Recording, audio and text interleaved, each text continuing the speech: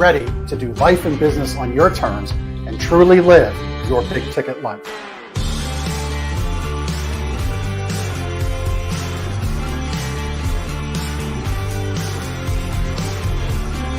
You either make excuses or you choose to level up. What amazing guests living the big ticket life. Woo! Woo! Brandon Brittingham. Appreciate you having me here today, man. It's that kind of discernment, that kind of focus, that kind of forward thinking that's so important if you're going to succeed in business today. Jeff and I are like friends. We're real friends. We are And so you unlock fortune and freedom without all the stress that normally comes along with it. It all comes down to your why. Your business, why are you doing it?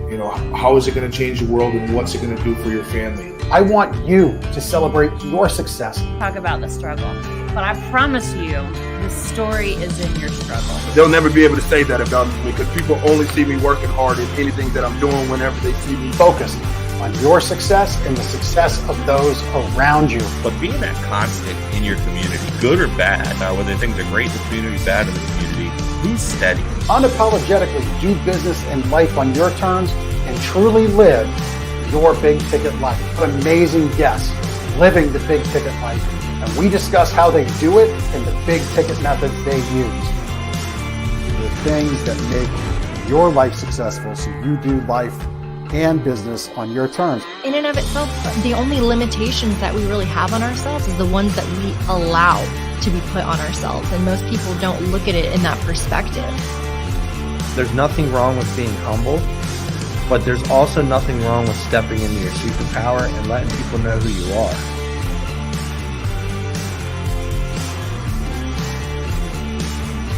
Get ready to do life and business on your terms and truly live your big ticket life.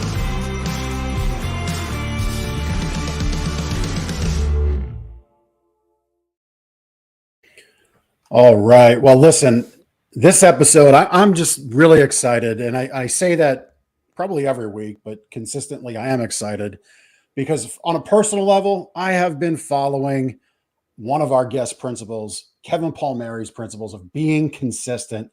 I'm coming in stacking wins like I should be. My head should be above the screen today. I'm sitting up on so many stacked wins. In our pre-show, Kevin's got me fired up. Kevin, welcome to the show. Excited to have you on.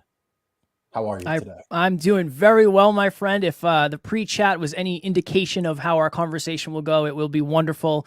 I appreciate you having me on, and I'm excited to chat with you today, Jeff. Yeah, well, my friend Brandon Brittingham, who's in our intro, like, there's nothing wrong with being humble, but there's nothing wrong with stepping into your superpower. And you've kind of found a way of almost stepping into superpower while keeping ego in check.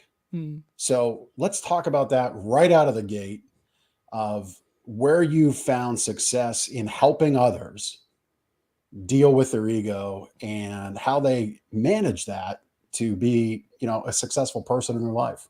Yeah, it's interesting because I think the true definition of humility is stepping into your greatness, but also admitting what you're not good at. I don't know if you can be humble if you can't accept somebody complimenting you. So if somebody comes to you and says, hey, you're a very good blank, or you're really good at this, or you're beautiful, you're smart, you're intelligent, you're handsome, and you can't accept that and own it, I don't think that's true humility. I think that's yourself putting yourself down. And on the other end, I believe that stepping and leaning into what you're really, really good at is humility. So I think it's a fine line. You have to be able to take the wins with the losses. But one of the strategies I use when I'm talking to people is I love asking the question, why? If I ask a question and somebody gives me an answer, I'll just say, why?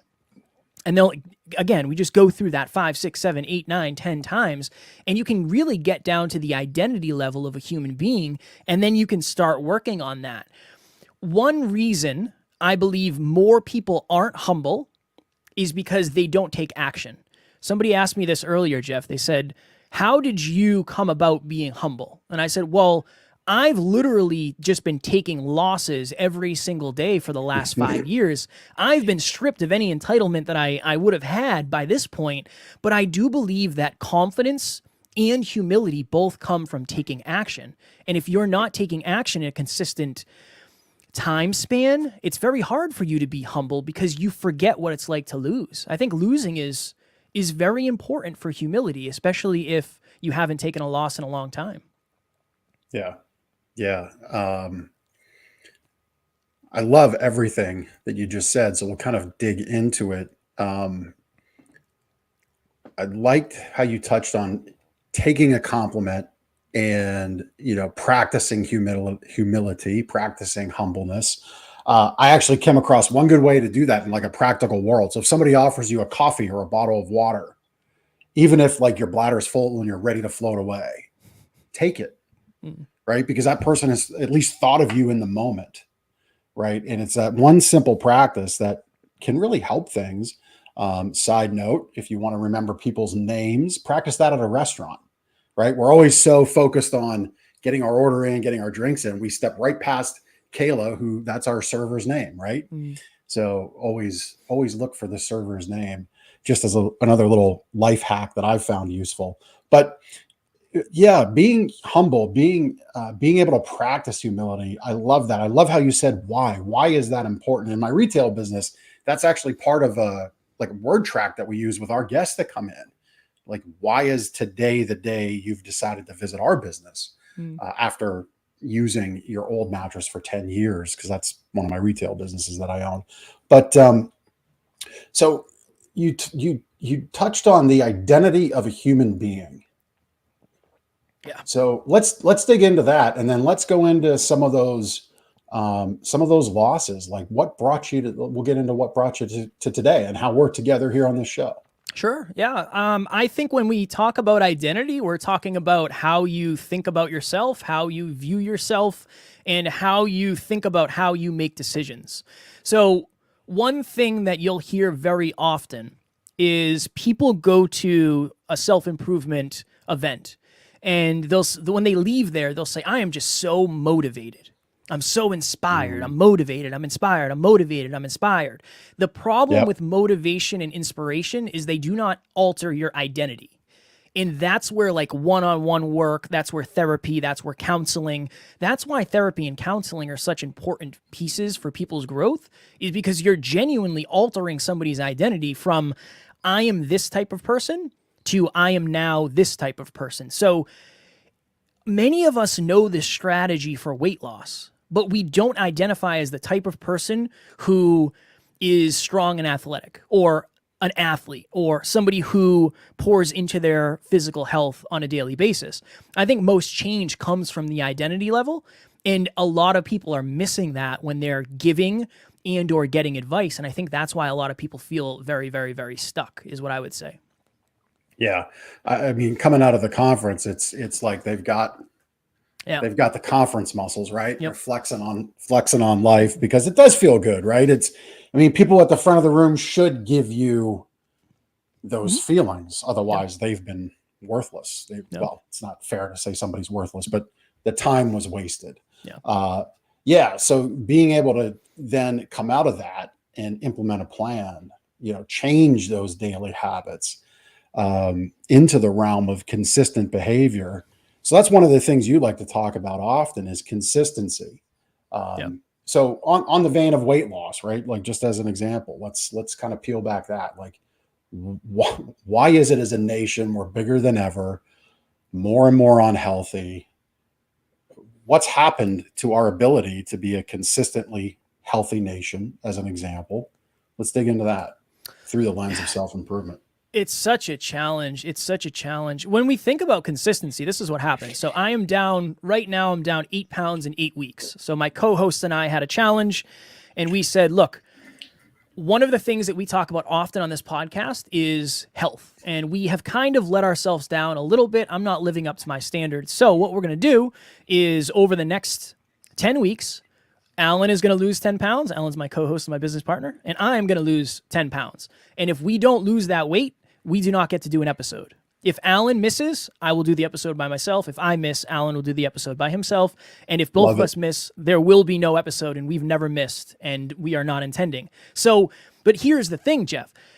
I dieted for 2.5, 3 weeks before I saw any change. in my weight, and my weight actually went up when I started dieting.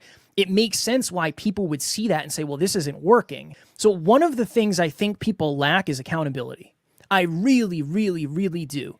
Especially now where we're all virtual, there's very little accountability because you can only see from the neck up. Now, I understand that might sound hardcore, but think about it. If you're getting less feedback on the day-to-day, you're probably getting less necessity to make good decisions. So what we did by telling our listeners is we were going to lose 10 pounds is we built in accountability. So I think that's one reason why we're struggling more than ever. And honestly, I think human beings are consistent creatures. We're just usually consistent in the path of least resistance. And we have to set it up where the path of least resistance is the best one. And that takes a lot of behavior changes. As we mentioned before, that takes a lot of identity changes. And it, more often than not, takes a bigger goal than we're willing to set. If I decide today I want to go for a run, that's a good goal. Okay, I'm going to start running. If I decide I want to eventually run 26 miles, the odds of me doing that, unless I sign up for a marathon, aren't super high. But the second you set that big goal, I'm going to do a marathon. And I have to raise $10,000 in order to get my bib.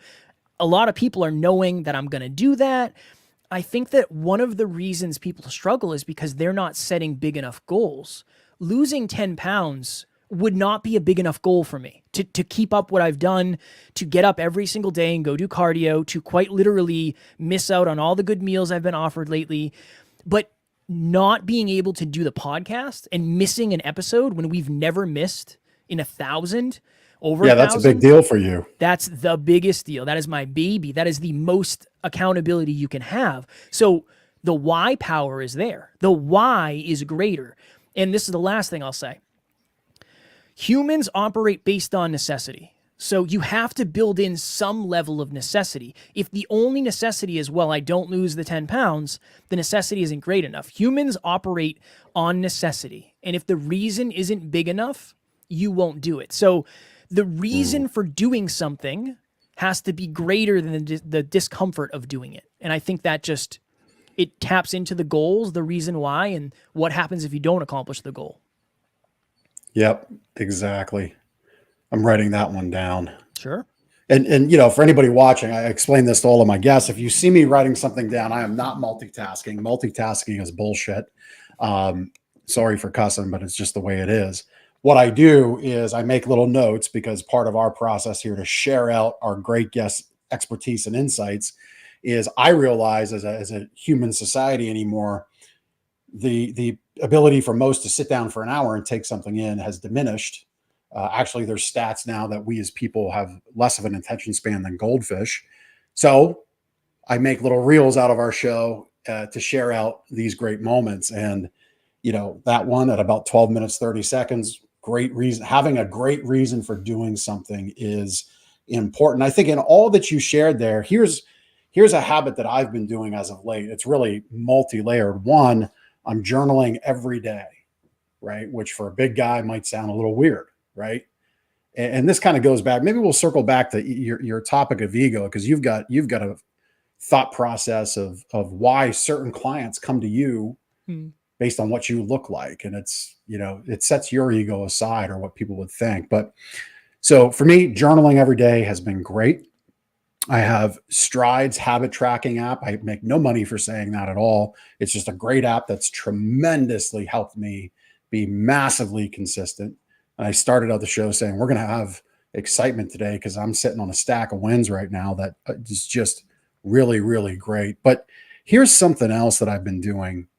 And you said about having a reason for doing something, the marathon example, you get your bib, you raise money, you tell people, it's that accountability. 100%. We have got, you know, and I want your feedback on this.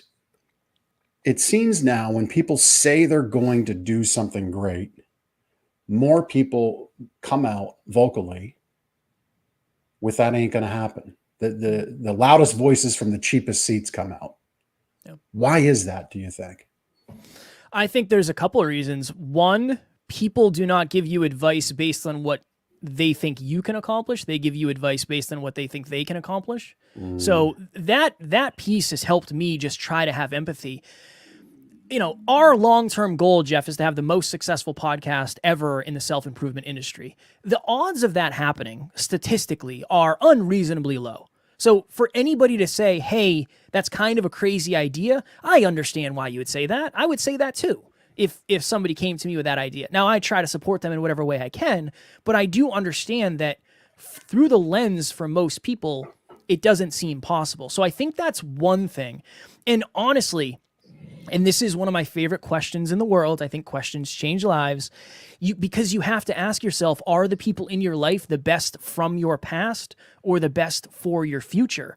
A lot of us have people in our lives not because they're super supportive, not because we have aligned core values, core beliefs, and core aspirations, not because they're there for us when we need them. A lot of the people in our lives are in our lives because they've always been in our lives. And we used to go to school together. We used to work together. We used to go to the bar together. We used to do a lot of things.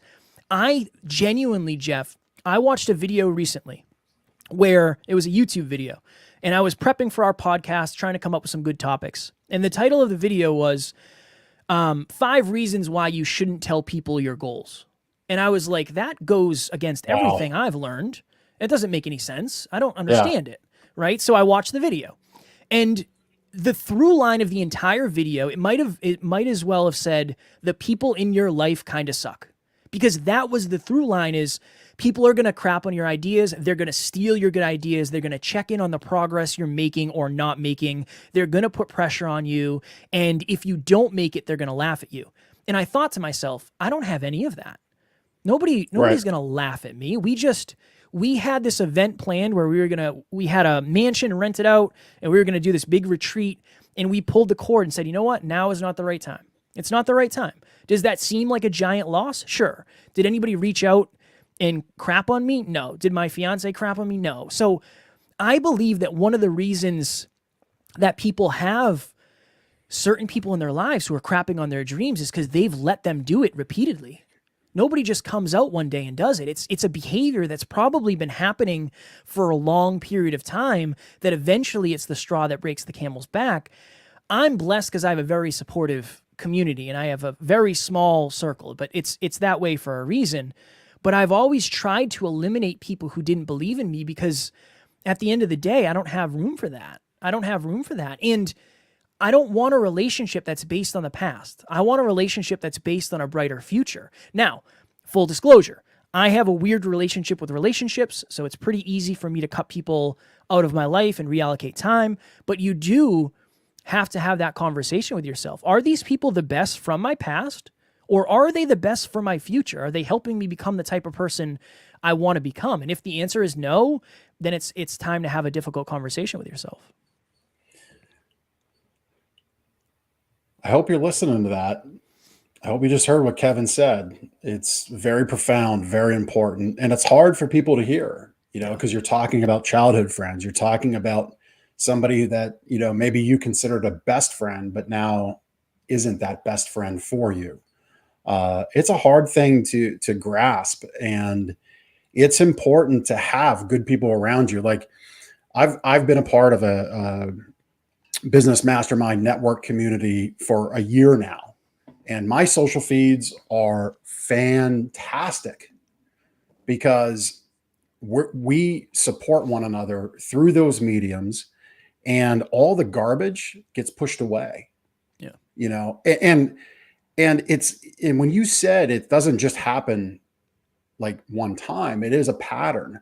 So I'm going to share as an example, like I put up on my personal posts. I make a personal post once a day on my channels. Yesterday's was about how in my retail business, we have 319 really great 5-star reviews about our no pressure atmosphere. Now, Google's review platform has taken, now they're not all saying no pressure atmosphere, no pressure process, right? But there's an abundance of them that do. And the review platform has taken the word no pressure and made it into a tag pressure. Well, in a retail shopping environment, that's a terrible way to describe my business. Now, I do not accept for a second that Google, who is at the forefront of AI technology, which their technology scrapes all of the words of the internet to give an answer, literally look it up. That's how it works. Can't figure this out. So actively in our world, you have big tech looking to take positive and push it negative. By extension, our human connections, it seems like we're almost programmed to do the same. So if you don't actively work to insulate, as you said, you have a small circle around you intentionally. If we don't actively work to have that, we really like kind of flail about. We really leave ourselves to get pulled around kind of by the collar of these naysayers, of the people that are going to crap all over our goals. I want to talk about, our mission and our core values. And Jim, our producer, who's helping out in the background, he's partners with Chris from castahead.net. They do a lot of shows together. Jim, if you maybe go to thejeffg.com, my personal mission and values are on there on the screen. I want to share this. I don't know if you do this, Kevin, but if I can be additive to your day, that'd be awesome. Of course. You're certainly being additive to mine. So we'll get this up on the screen, but every day I read this. I did it just before I got on. It's in my Strides habit tracking app. It's one thing I must do every day. And so we're bringing that up. Let's talk about mission and values as you see it. Like, describe your mission, describe your values, and then how you've built that and how others maybe should consider building theirs. Yeah, our mission is to put holistic self-improvement into the pocket of every single person on the planet from anywhere every single day for free. We will never run paid ads on our podcast. It's not part of what we're doing. We want it to be free. We want it to be just value. That's always the main focus for us. And for us, that came from massive pain. Alan and I, my business partner and I, were both raised without fathers. We both went through a lot of trauma. We both believe that on a deep level that if there was self-improvement in our families' lives, our lives would have gone drastically different. And that's how we came up with our mission statement, our purpose. And then I have my own little personal one, Jeff, that my goal in life is to become the most extraordinary version of myself, but to never forget what it was like not to be. Because I want to connect with people, and I don't ever want to say I'm better than you because I read this book or this. That doesn't serve me. I am in an interesting spot where my business partner is one of the least relatable humans on the planet. He's just a visionary who works 16 hours every day, only wants to work, and just is one of the most consistent human beings on the planet. One of the superpowers I have is I can connect with anybody. If you put me in a room, I'll find a way to connect. I might not be as smart as the person, but I'll find something to connect on. Or I might not have the same life experience as somebody else, but I'll find a way to connect. And going back to humility, that's very important to me. I refuse to get to the point where I am ever too good for anybody. Because if I do that, I've lost sight of what this is all about. Yeah. I love that you're on that mission to connect, because being in a room, especially like a conference room, an event room, a networking room, is always difficult. So what are you doing in those moments to, like, what are a couple of Kevin's top tips for people to connect and kind of get out of that because it is uncomfortable. Yeah. I mean, guys like you and I, we come across, I think, for most people, they would have no problem in a room. But truth be told, I'm very uncomfortable in those kinds of rooms. Same. So what are your couple tips? Number one, ask questions. I think the reason I think people are so nervous to be in rooms with other people is because they don't know what to say, and they don't know. This is the other thing. Okay. Number one, set an intention. Before you enter any room, if you set an intention, that is going to immediately change every encounter you have because you're going to have a frame. Number two, ask questions, because when you ask questions, people are going to feel like you actually want to hear the answers. And this is a quote and a motto from one of our mentors, David Meltzer: be more interested than interesting. A lot of people, when they enter 100%. rooms, right? It's like, I have a podcast, I have 1,000 episodes, blah, blah, blah. No, that just comes off as a potential negative where, it could be like, hey, that's a really cool logo you have on your shirt, Jeff. How'd you come up with that? And then boom, you're off to the races with a conversation. We might even get into your purpose statement based on that question. And then we're building rapport and we're building a real authentic connection. I think that's the thing. That's my goal in a room is not to sell somebody or get them to listen to the podcast. It's just to have a real authentic conversation. That's the intention I set. Yeah. Yeah. I think we're kind of I thought about this morning. You know, I have a scripted day. So the first part of my morning of every day is my time. A lot of people think Jeff sleeps in because I don't return calls. I don't return emails really much before 9:30, 10 o'clock. And I've had people say as much. Oh, you must be a night owl. You know, you're a late riser. When in fact, consistently, I have guarded that time because it's my most productive, beneficial time. It's where my mind best operates because I put big questions in my mind at night, sleep on them, wake up with answers. Really great little habit to get yourself into. But, you know, I structure my day that way so I can best control what happens. And for me, it just brings out the best day possible for me personally. So I forget why I went down that road. No worries. But I do the same thing. Yeah, I do the same thing. You cannot get a hold of me. I was up at 5 a.m. today. I was listening to a book, foam rolling, by 5:30. I was at the gym by 6. I did an hour of boxing, came home, and it was kind of like behind the scenes. You cannot see me. And then I'm usually public facing from 9 a.m. until like 6 p.m. I'll do coaching calls, I'll do podcasts. And then from 6 to 9, you cannot get a hold of me. I'm spending time with my fiance. I'm filling my own cup. I'm resting, relaxing for the next day. And yeah, to your point, it's weird now for me not to have a plan. Yeah. Go ahead. Yeah. I know where I went down this road because society as a whole, I call it the hustle and grind porn, right? Where people just constantly are flashing out what look like wins on social media. It's the constant chest puffing, but really it's very empty. Yep. And if you don't live with intention, if you don't live with structure to guard your day, and I love how at the end of the day, same thing for my end of day. If you don't look for that last few hours of your day to connect with your fiance, connect with your friends and family, it's very difficult. You know, I bet you're not sitting there on your phone returning emails. No. I do that. I try to do that first thing in the morning, and then I try to just get out of that. You know, I try really hard. It's easier said than done because there's a lot of messages that come through, text messages, WhatsApp. But I try my best to batch the best I can. Yeah. I've reached a point. I have notifications turned off on everything. Same. Yeah. Because I had somebody in my Apex group, Apex Mastermind. I'm at the top tier of that group. So any sales I make into that group, if you're in that top tier executives group, I personally see them through. The rest of them I hand over to my team. But like we gather once a month in person. So if I'm going to be in that group, I want to make sure we did our job for you 100%. Not that we don't for others, but it's just a personal connection I feel compelled to offer. So as an example, I told one of my customers, Lisa, and friends, I said, hey, if you have any issues yesterday getting your order, please call me because I do not have alerts on.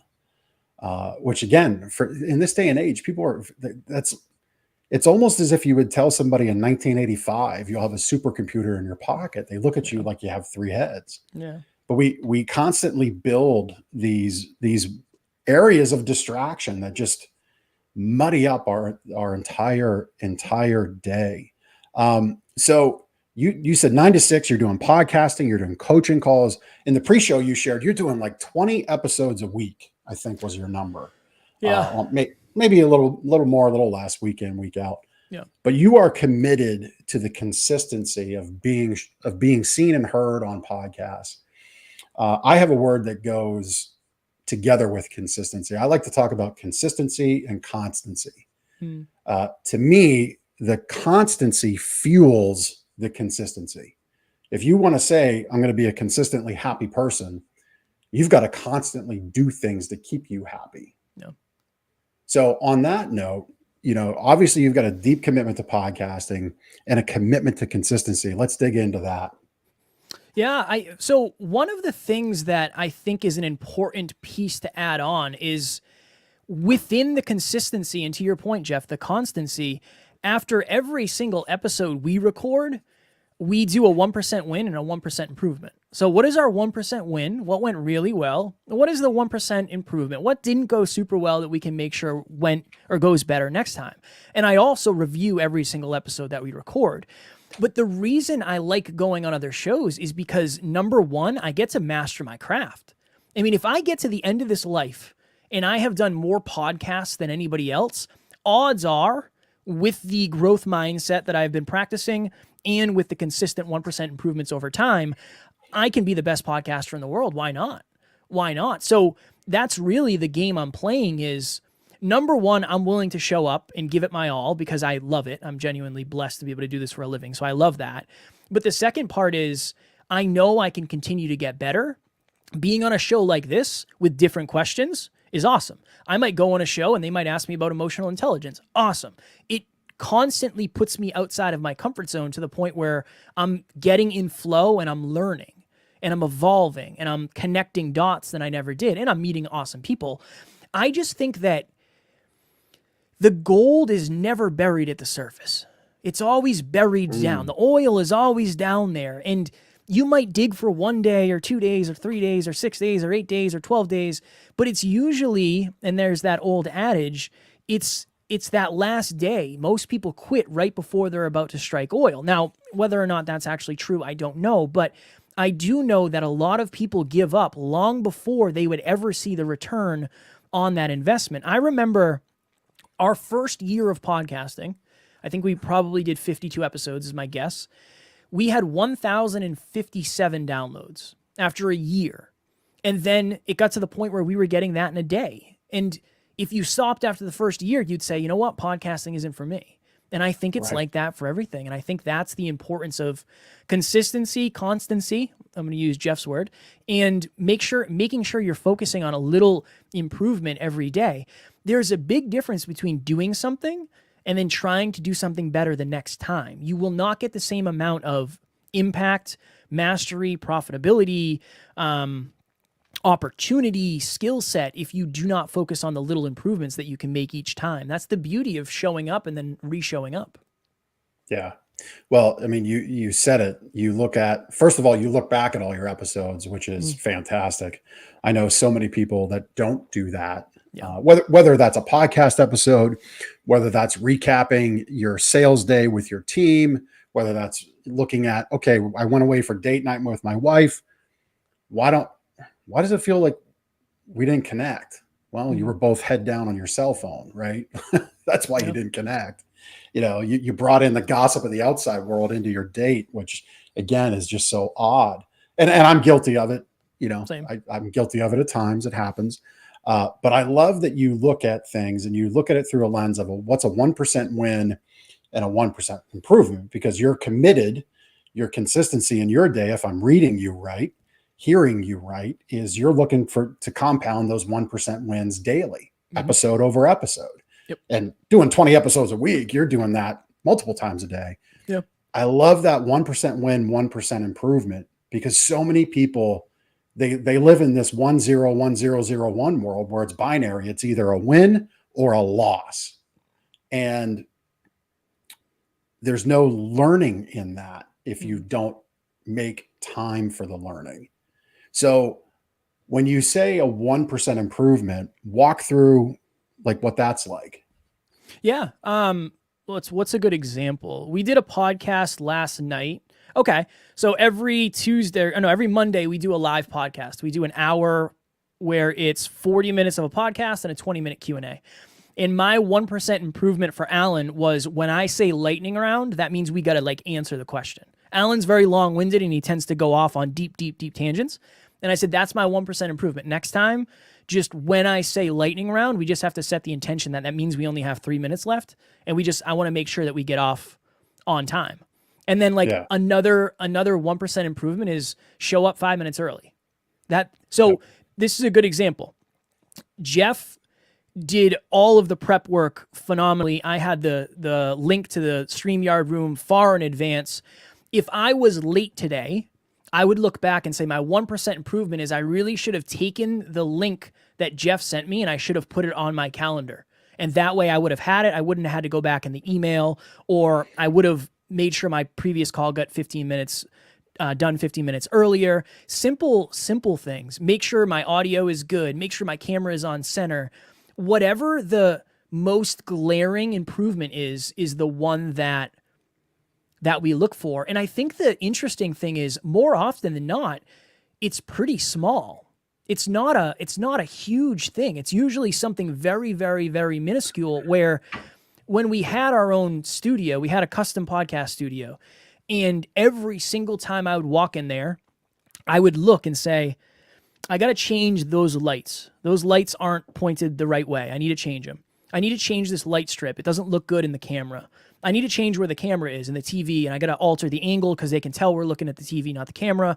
It was just a lot of small things that added up over time. I think we assume that it's the giant changes that make the progress for us. And sometimes it is, but more often than not, it's the little tweaks that you're making that are really going to bring you the biggest results. If you think about a plane that takes off from Boston, Massachusetts, headed to Los Angeles, California, if the path is 1% off, 1 degree off, that plane's going to end up in a completely different state.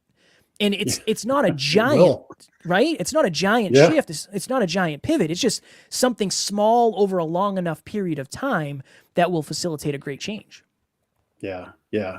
I love that analogy of being 1% off. And on that note, I'm going to do I'm going to make our producer's heart sing here by taking a little pause. If you are a podcast guest, you have an opportunity to be on somebody's show. Please pay attention to and Kevin did a fantastic job. Please pay attention to the communications they send out. They're doing it for a reason. It's not to micromanage you. It's to give the listener that you're attempting to pour into, right? We used that term earlier in the show, pour into your audience, pour into your members, your clients, your customers. Those small things matter. And that's what equals a good show. If the audio is bad on a podcast, it's the only sensory thing that exists. Don't be in the background at a Starbucks, right? Like Starbucks should be your background. Yeah. Like be intentional with the opportunity given to you, for sure. So follow their instructions, follow their directions. When you talk about change and being 1%, looking for 1% wins, 1% improvements, we're going through in our retail business a massive painting project inside. And it's a culmination of, and as you were talking about, I'm thinking this is why it got to be such a giant change, because over the years, we honed our craft and we are the brand in our retail mattress store business. Like that, we are the brand. And we are not a Simmons extension. We are not a Tempur-Pedic extension. But over the years, as we landed on that, really the last 4 or 5 years, we had different ideas come in from this vendor partner and that vendor partner. And our store kind of became this almost like kaleidoscope of colors and, brand direction, because we were a little slice of everything good. It wasn't nothing was bad. It's just, we didn't look great. And now we have some bigger competition, which doesn't scare us. It just makes us level up our game. So that's what we're doing. But it does feel like this giant thing. So I like how you talk about building so it doesn't have to become these giant overhauls, because that's where you fail, right? Yeah. You fail when you try to bite off too much at a time. Yeah.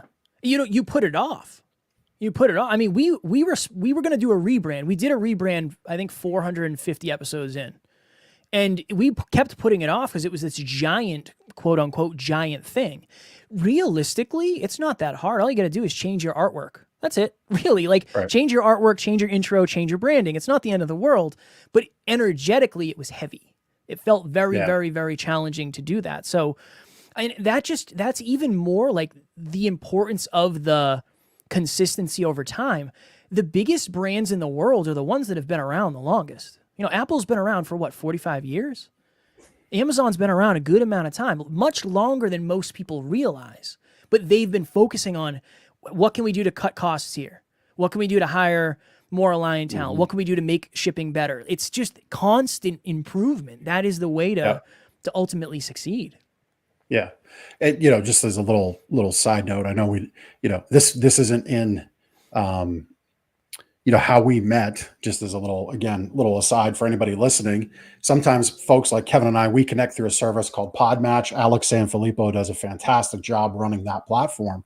So this little tangent is not in your bio. It's not in what I'm looking for guests, but as a little side note, you're 100% right. These companies do the 1% things every day. Like, they have teams dedicated to that. And, two things about these two companies you named, a lot of people don't understand that Amazon isn't about putting dog food on your front doorstep or diapers in an hour, right? If you're in a large city. A big chunk of Amazon's revenues is with their web hosting services through their AWS platform. It's as big as anything else. The other revenue, there's 3 revenue streams. It's AWS, it's third-party commissions on sales, and it's Prime memberships. So none of that actually involves you clicking to buy a book. Yep. None of that actually involves directly you deciding to buy something. It all needs to happen, but none of it is directly tied to that, which is just incredible when you look at the genesis of starting out selling books fast online to what the company is today. Apple, as an example, if you break out AirPods as a business, standalone silo business, I don't know if you know this, they're like a $20 billion company, or I'm sorry, the 20th largest company in revenue in the world, AirPods alone. I did not know that. Makes sense. They're the best. Yeah. I mean, so I just share this because when we're looking at getting 1% better in our lives and growing in our businesses, the one thing we're working on, again, in our retail business is augmented reality demonstrations and presentations. Well, Apple, their next product is going to be AR viewing devices. I don't know if they're going to be glasses, if they're going to be something you strap over your face and look like a Star Trek character. I don't know, but I do know for a fact we're on the right path. And I said, and I'll get your feedback on this analogy. So I often find the high dive, climb to the top, jump, and I figure out if there's water in the pool or not on the way down. So on this AR thing, that's what we're doing. Like, I know we're jumping, but I don't know if it's to a concrete pit or like the most delicious, comforting, best water ever. I don't know, but we're doing it. What are your thoughts on that as far as leading yourself when you see something exciting? Yeah, I think you got to take a chance. I think you got to take a chance. I mean, worst case scenario, it doesn't work. And then you learn a lesson. I think that a lot of people are so afraid of failure that they're actually holding themselves back from success. And if you don't try, so Alan has this great quote. I got to give this to Alan because it's his, but today's failures are next year's successes. I mean, we've failed so much over the last year. We failed over the year before that, but the failures are not the same. They continue to evolve and they continue to change. So to your point, Jeff, I think if that's the way your process works and you have the confidence to do that, you also have the confidence to realize that if it goes belly up and it doesn't work like you want it to, you'll make a pivot and you'll be fine. And I think that goes back to self-awareness, understanding who you are as a human being and how you operate. Maybe you're not super certainty driven. Maybe you're more of a visionary where you can, you have a higher risk tolerance than most. I think understanding that about yourself and self-awareness is a super important thing. And the other thing too, and you stumped me with, not stumped me, but definitely raised my awareness when it came to the Amazon and the Apple. I saw this the other day. Nintendo started as a rice company. Nintendo was a rice company. Then I think they were a playing card company. They had taxi services. I think they had hotels.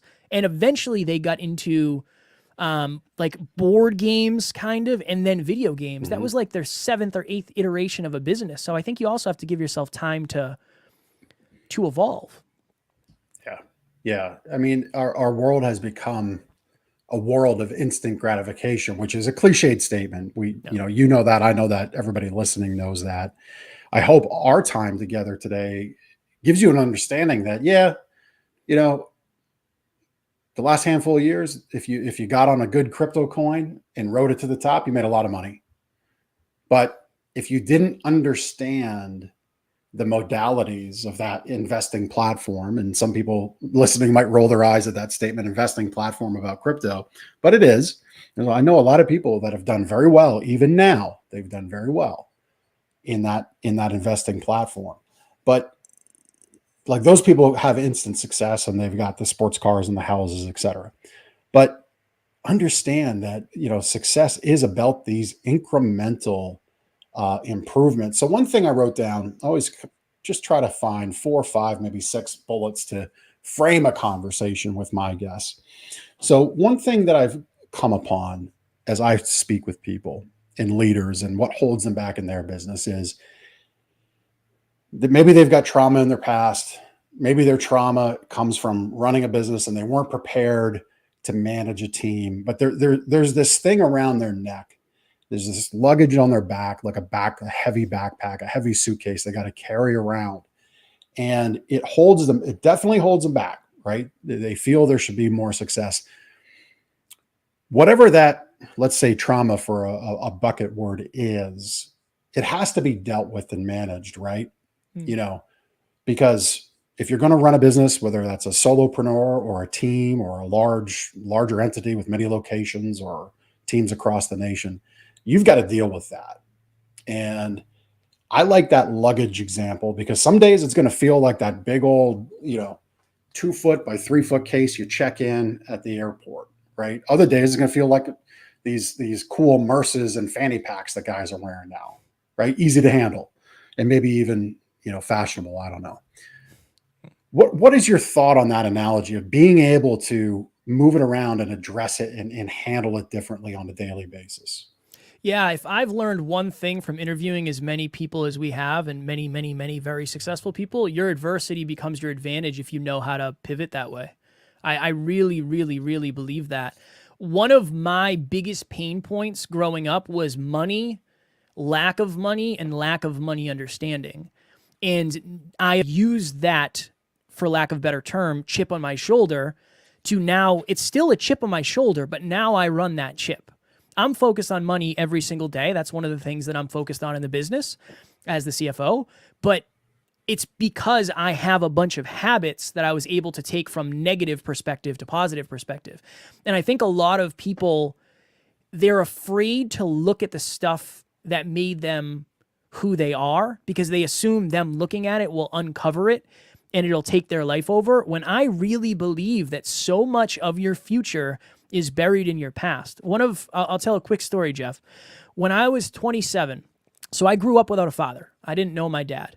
When I was 27 years old, I logged into Facebook, and at the time there was a separate folder for messages that were sent from people who you weren't friends with. It was a message request folder. And I opened up this folder, and I saw a message, and it said, "Hey, I'm blank. I'm your father's girlfriend." And I remember thinking, I am not doing this today. I am not doing this today. I proceeded to open it and read it, and it said, "Hey, I'm blank. I'm your father's girlfriend. Your dad wanted me to let you know that, number one, he's very proud of you for everything that you've done. And number two, if you ever want the opportunity to meet him, he would love to meet you." And I remember I threw my phone on the floor. I fell on the floor and I started crying because this was somebody that I had spoke so negatively about. I did not care if he was dead or alive. I did not feel like I had a dad, and I did not think I needed a dad because I never had one. So it didn't matter. And I was just closed off. When I got that message, I realized in my mind, and I knew this, I said, I have to do this. This is something I have to do. I have to go see my dad. I messaged one of my friends. I told them about it, and they said, "Do you want me to come? You want me to come support you?" And I said, "No, this is something I have to do alone." So I drove like an hour. I met my dad in the middle of where we both lived. And I remember walking into this diner, and I didn't know what my dad looked like. So I thought to myself, I don't even know how I'm going to know when this man gets here. Weird position to be in. But somebody walked by the window. A man walked by the window. And I said, "That's my dad." Don't know how I knew, but I knew that was my dad. He sits down. He's crying, emotional, very uncomfortable, a very challenging conversation.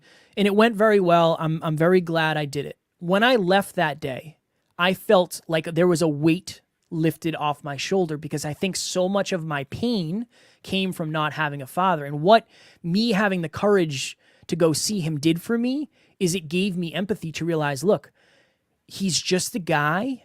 And this might sound hardcore, but this really helped me.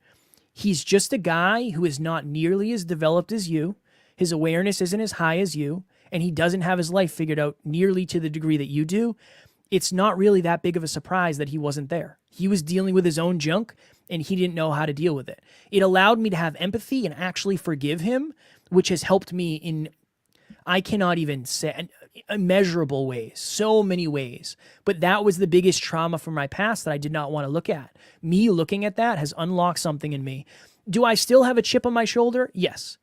Am I running that chip now more than ever? Absolutely. And I just think that's to your point, Jeff. I could have run from that forever.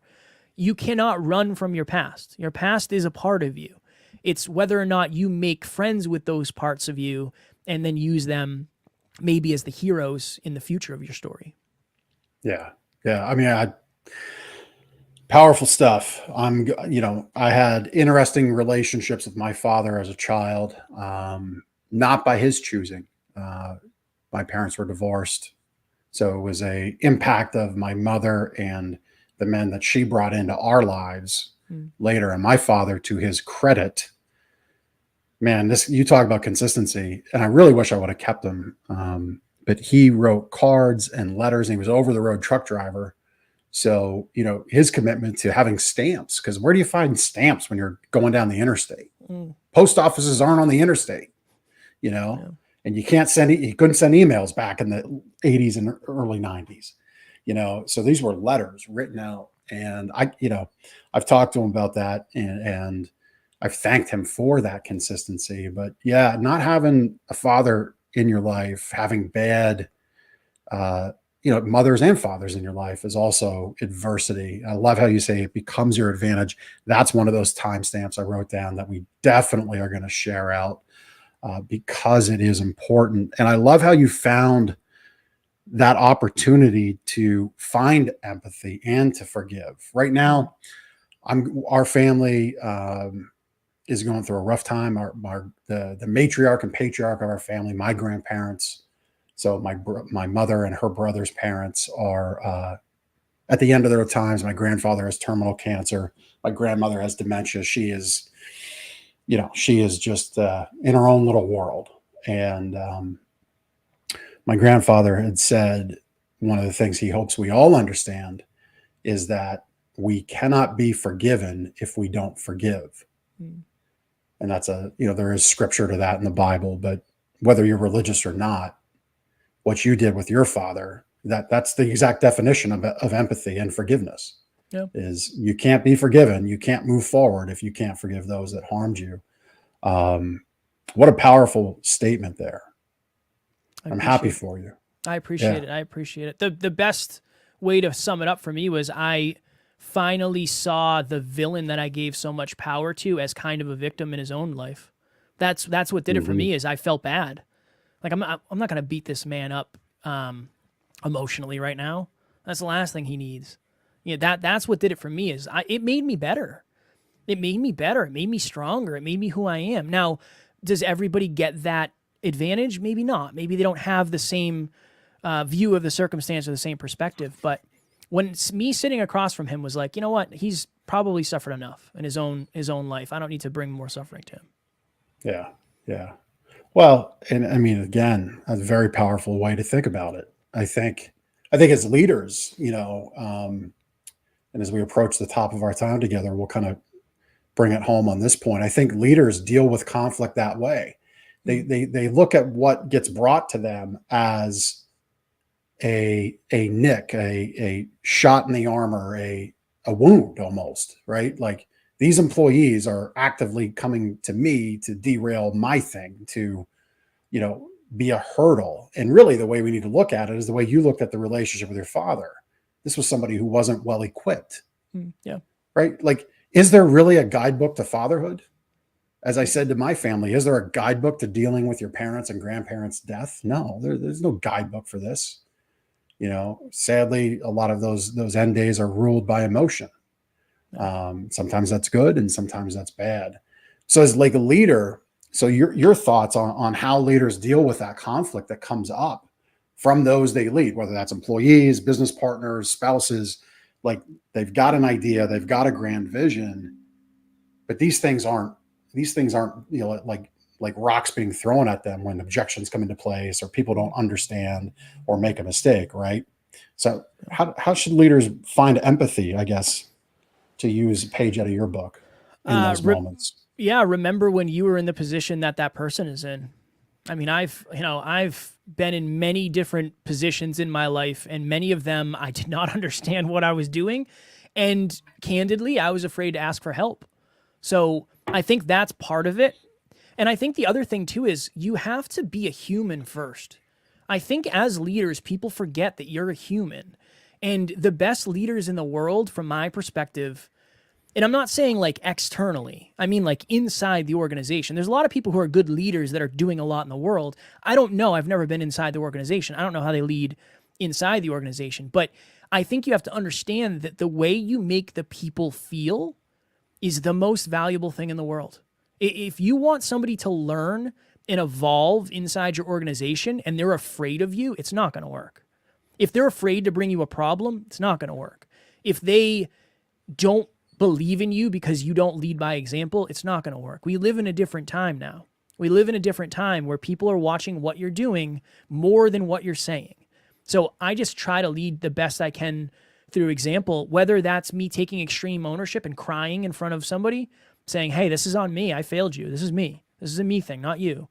Or whether it's saying, I love you as a friend, but there's friend Kevin and there's business Kevin. This is business Kevin talking. We just lost a giant contract because of something you did. I need you to feel a little bit of that pain because I don't want to just be feeling it myself because nothing will change. So I think it's just being at the right place emotionally at the right time for the right situation, I think. Love it. Love it. So I think everybody listening absolutely 100% needs to tune in, follow Kevin. You're obviously like a podcasting crazy man with all of your episodes. I know you want people to connect to you, follow you through your podcast. So for those listening, what is that podcast? Where do they get it? Yeah, so our podcast is Next Level University. Beautifully done there. The best place is anywhere you listen to podcasts. We're on all the major podcast platforms, the minor ones as well, and all of our episodes are up on YouTube as well. 7 episodes a week. That is our commitment to our community. We just want to help you get a little bit better every day, Jeff. That's the name of the game, just a little bit better. Yeah. I mean, listen, for those listening, those watching, 7 video podcast shows a week is just an enormous commitment to what Kevin and your partner, Adam, right? Business partner, Adam? Alan. Sorry, Alan. No worries. What you guys believe in and the value you can pour into this world. So as we wrap up, what's next? Like what's the big goal for you guys? Our goal is so we're creating an app that we're trying to work in AI, and it's a whole thing. So we're really focused now on like, how do we help people at a deeper level, but more scalable? There's only so much one-on-one coaching we can do. There's only 2 of us, and there's only so much time in the day. 9 to 6 each day. Very smart. Yeah. There's only so much there. So that's part of it, but really it's disclosure. Alan's more of the visionary than I, so I kind of just go where Alan says we're going. We have the same core values, core beliefs, and core aspirations, and I trust that man with my life. So wherever he says we're going, but more of what we're doing, more podcasts, more clients, more impact, more money to pour back in the business, and just continuing to get better as humans. That's the big thing. What do the mile markers look like? I'm not sure yet, but we'll be trucking down the road. I know that. Yeah. Awesome. That podcast superhighway. You're in the left lane cruising. Oh, we're trying, my friend. Man, this has been great. Loved having you on the show. Thank you so much for what you shared with the audience today. Next Level University, connect with Kevin and Alan through their podcast. You'll get it on all the players. You can watch it on YouTube. No doubt you will learn a lot. And if you take anything away from today, take that 1% win each day and that 1% improvement and build on it day in and day out. Kevin, it's been a pleasure, man. Thanks for being on the show. And we will catch you all next week on the Big Ticket Life. Take care. Thank you so much for taking the time to listen to this episode of the Big Ticket Life. You've heard from another amazing guest living their own big ticket life, and now it's time to live yours. First, I'd love for you to take me up on my free gift to you. Claim your gift at gift.thebigticketlife.live.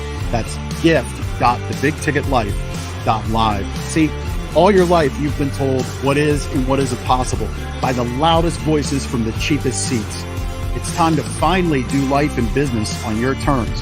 Sure, you've heard similar things, but without clarity on what can be done, it's easy to have your customers, employees, maybe even partners, and your spouse keep you from truly living a big ticket life. My big ticket methods shift you into that investor seat in your business, away from commodity and away from competition, into a market of one, so you can finally live your own big ticket life. So my gift to you is for you to book your discovery call today, where we'll uncover first the Chivo behaviors, those chief everything officer behaviors that hold you back, and why moving into the investor seat in your own business is critical. 2, we'll uncover the premium position that's up for grabs right now in your market that you're missing out on. And 3, which big ticket methodologies are just waiting to be dropped into your business to explode your sales and profits. So again, thanks for listening to this episode. I'd love for you to take action right now. Accept this gift, book your call, go to gift.thebigticketlife.live. Again, that's gift.thebigticketlife.live.